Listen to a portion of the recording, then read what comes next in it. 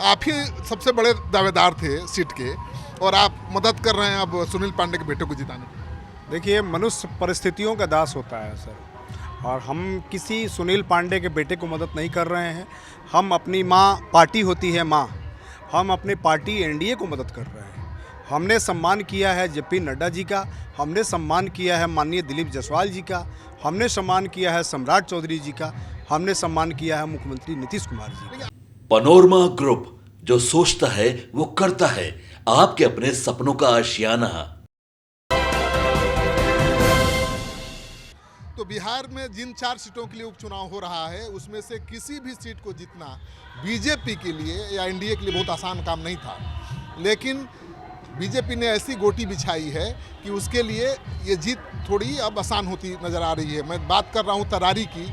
तरारी में सबसे बड़े रोड़े थे, उनको साथ ले लिया। तो अभी संजय जी हैं, बहुत बड़े ताकतवर नेता हैं उस इलाके के, अब जेडीयू में भी हैं, लेकिन अब मदद कर रहे हैं वहाँ से सुनील पांडे के बेटे को जिताने में। आप ही सबसे बड़े दावेदार थे सीट के और आप मदद कर रहे हैं अब सुनील पांडे के बेटे को जिताने में। देखिए, मनुष्य परिस्थितियों का दास होता है सर, और हम किसी सुनील पांडे के बेटे को मदद नहीं कर रहे हैं। हम अपनी माँ, पार्टी होती है माँ, हम अपनी पार्टी एनडीए को मदद कर रहे हैं। हमने सम्मान किया है जेपी नड्डा जी का, हमने सम्मान किया है माननीय दिलीप जायसवाल जी का, हमने सम्मान किया है सम्राट चौधरी जी का, हमने सम्मान किया है मुख्यमंत्री नीतीश कुमार जी। लेकिन आपने तो बहुत मेहनत किया था और आप दावेदार भी थे टिकट के, टिकट नहीं मिला तो नाराजगी नहीं है? नाराजगी तो थी, तभी तो हमने नॉमिनेशन किया, और जब नॉमिनेशन आदमी कर देता है तो फिर तो कहीं आगे पीछे की बात ही नहीं होती। आपके नॉमिनेशन में तो बहुत भीड़ भी जुटी थी ना भाई? जी, 600 गाड़ी को काफिला था, करीब 5-6 हज़ार लोग थे हमारे नॉमिनेशन में, निर्दलीय के रूप में भी। क्यों बैक हम हुए? वहाँ पार्टीगत नहीं जाने जाते हैं सर, हम, मेरी व्यक्तित्व, मेरी छवि मेरे नाम से जाना जाता है, चूँकि मैं वहाँ का जन्मा हूँ, मैं वहाँ का रहने वाला हूँ।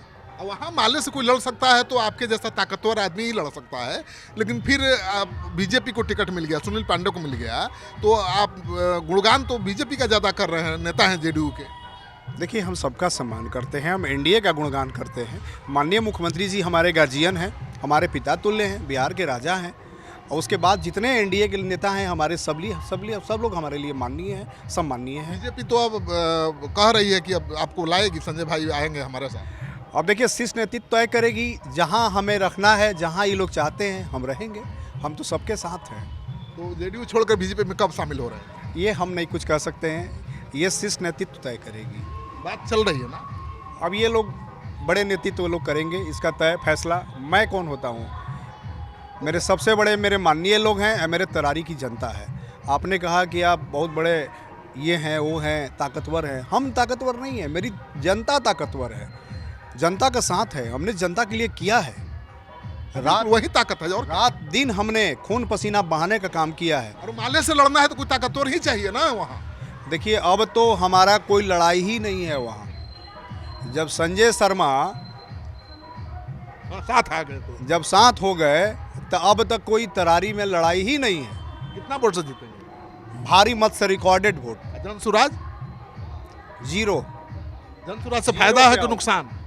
हम लोगों को कोई मतलब नहीं है उनसे, कोई फायदा नहीं है, कोई नुकसान नहीं है, 0 पे आउट होंगे वो। आज तो सम्राट चौधरी दिलीप जी से भी मिले आप, जायसवाल जी से? ये मुझे बुलाया गया था, माननीय अध्यक्ष जी द्वारा फ़ोन करके बुलाया गया था, 1 बजे का समय था कि चुनाव प्रचार के लिए, मनाने के लिए। अब जी, अब जो समझ लीजिए, अब चुनाव प्रचार करेंगे?